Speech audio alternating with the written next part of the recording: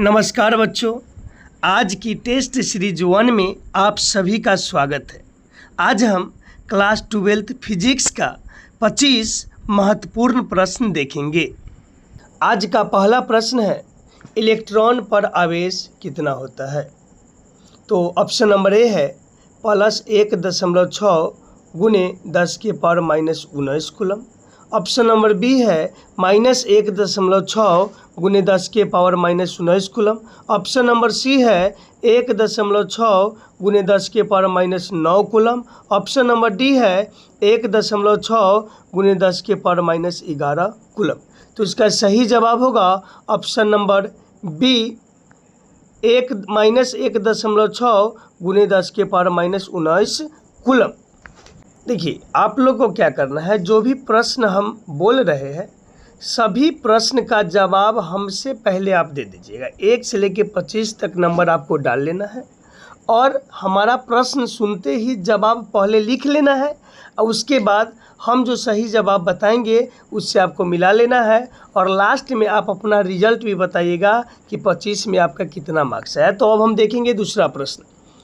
दूसरा प्रश्न है, कूलम का नियम किस पर निर्भर करता है? कूलम का नियम किस पर निर्भर करता है? ऑप्शन नंबर ए में है चार्ज और दूरी पर। ऑप्शन नंबर बी में है केवल चार्ज पर। ऑप्शन नंबर सी में है केवल दूरी पर। ऑप्शन नंबर डी में है समय पर। तो याद रखिएगा, इसका सही जवाब होगा ऑप्शन नंबर ए, चार्ज और दूरी पर। चार्ज और दूरी पर। अब है तीसरा प्रश्न, कूलम के नियम में बल किसके समानुपाती है? कूलम के नियम में बल किसके समानुपाती है? इसका सही जवाब हमारा हो जाएगा ऑप्शन नंबर कौन? तो बी हो जाएगा। चौथा प्रश्न है, निर्वात में 1/4πε0 का मान कितना होता है? तो आप पढ़े होंगे 1/4πε0 का मान। आपके पास 4 ऑप्शन है। पहला में है 9 × 10⁹ न्यूटन मीटर स्क्वायर बटा coulomb square. B number option है 8.85 × 10⁻12। सी नंबर ऑप्शन है 3 × 10⁸ और डी नंबर है 6.63 × 10⁻34। तो आप बताइए इसका सही जवाब। तो इसका सही जवाब होगा option number A. Option number A 9 × 10⁻9 newton metre square बटा कूलम स्क्वायर। तो हम देखेंगे 5वां प्रश्न, समान आवेशित वस्तुएं आपस में क्या करती है? सही जवाब होगा ऑप्शन नंबर बी। छठा प्रश्न, कूलम बल किस प्रकार का बल है? कूलम बल किस प्रकार का बल है? ऑप्शन ए में है गुरुत्वाकर्षण बल, दो में है वैद्युत स्थैतिक, सी में है चुंबकीय, डी में है नाभिकीय बल। तो जवाब दीजिए, इसका जवाब क्या होगा? तो इसका सही जवाब होगा ऑप्शन नंबर बी, वैद्युत स्थैतिक बल। अब हम देखेंगे 7वां प्रश्न, एसआई प्रणाली में आवेश की इकाई क्या है? तो आप बताइए कि आवेश का ऐसी मात्रक क्या होता है? ऑप्शन ए में है एम्पियर, ऑप्शन बी में है कूलम्ब, ऑप्शन सी में है न्यूटन, ऑप्शन डी में है वोल्ट। तो इसका सही जवाब होगा ऑप्शन बी, कूलम्ब। एसआई प्रणाली में आवेश की इकाई यानी आवेश का ऐसी मात्रक कूलम्ब होता है। अगला है 8वां प्रश्न, किसी चालक पर आवेशित आवेश किस स्थान पर जमा होता है? फिर से देखिए, किसी चालक पर आवेश किस स्थान पर जमा होता है? तो देखिए, कोई चालक को जब हम आवेश देते हैं तो आप दिमाग लगाइए कि इसका जवाब क्या कि आवेश कहाँ पर जाएगा। संपूर्ण, ऑप्शन नंबर ए में है संपूर्ण सतह पर, ऑप्शन बी में है केवल किनारों पर, ऑप्शन सी में है केवल बीच में, ऑप्शन डी में है कहीं भी नहीं। तो इसका सही जवाब होगा ऑप्शन नंबर ए, संपूर्ण सतह पर। 9वां प्रश्न, आवेश का संरक्षण सिद्धांत क्या कहलाता है? तो ऑप्शन ए में है आवेश उत्पन्न किया जा सकता है, बी में है आवेश नष्ट किया जा सकता है, सी में है आवेश न उत्पन्न न नष्ट, केवल रूप बदलता है, कुछ नहीं। तो इसका सही जवाब होगा आवेश न उत्पन्न न नष्ट, केवल रूप बदलता है। तो इसका सही जवाब होगा सी नंबर। कूलम्ब बल किस नियम का पालन करता है? देखिए, न्यूटन का 3 नियम होता है, एगो प्रथम गति नियम, द्वितीय गति नियम, तृतीय गति नियम।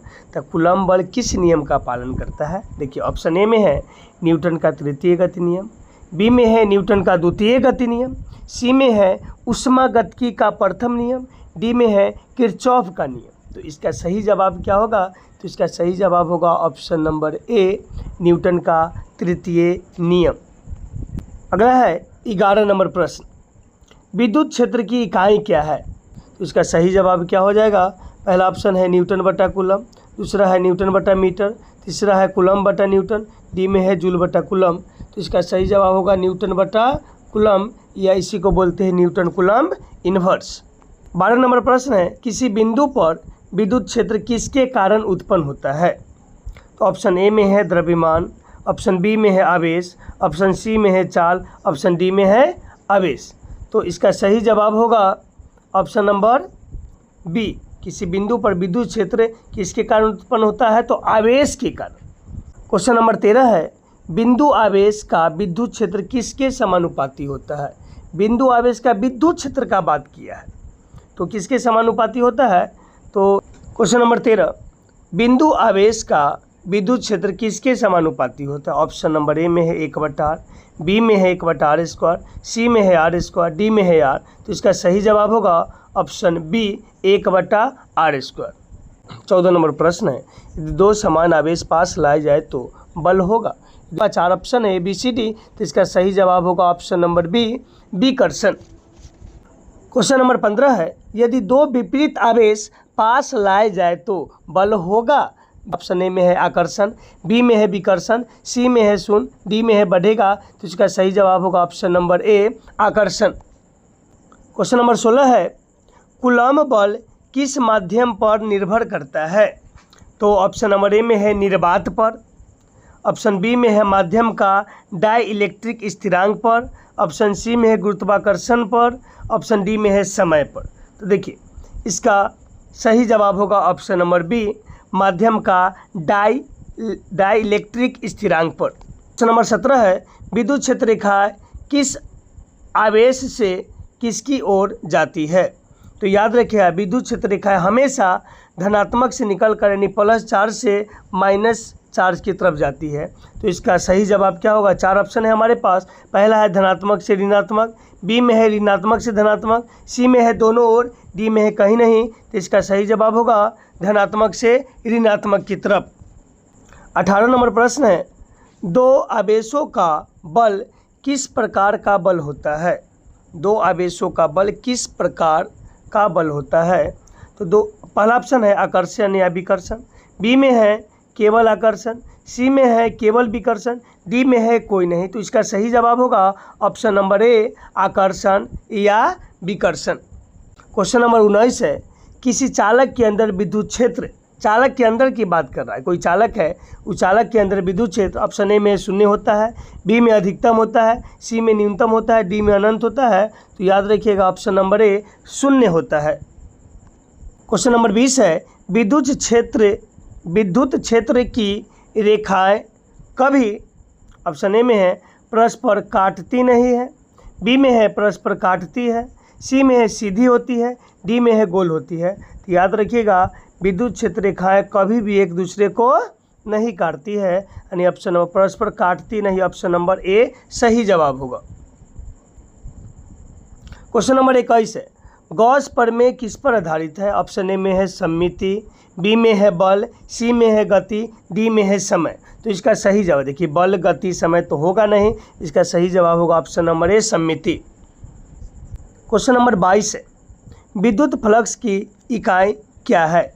तो इसका सही जवाब होगा न्यूटन मीटर स्क्वायर बटा कूलम। क्वेश्चन नंबर 23 है, गॉस प्रमेय का प्रयोग किसमें अधिक उपयोगी है?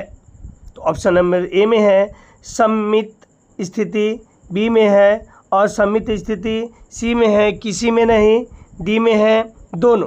तो इसका सही जवाब होगा ऑप्शन नंबर ए सममित स्थिति। क्वेश्चन नंबर 24 है, जब दो आवेशों के बीच की दूरी दोगुनी कर दी जाए तो बल क्या होगा? इसका सही जवाब होगा 4 गुना कम, कभी 4 गुना अधिक भी रह सकता है, 4 यानी 4 गुना के डिफरेंट में रहेगा। क्वेश्चन नंबर 25 है और यह लास्ट प्रश्न है, यदि Q बराबर 1 कूलम और R बराबर 1 मीटर हो तो बल का मान क्या होगा? तो सही जवाब होगा ए। तो आप लोग को क्या करना है, 25 प्रश्न में आपका कितना सही हुआ आप अपना मार्क्स कमेंट बॉक्स में ज़रूर बताइएगा। और इसी तरह का वीडियो देखने के लिए तगड़ा क्लासेस 2.0 को सब्सक्राइब करें, लाइक करें और ज़्यादा से ज़्यादा शेयर करें ताकि और बच्चों को हेल्प मिल सके। धन्यवाद।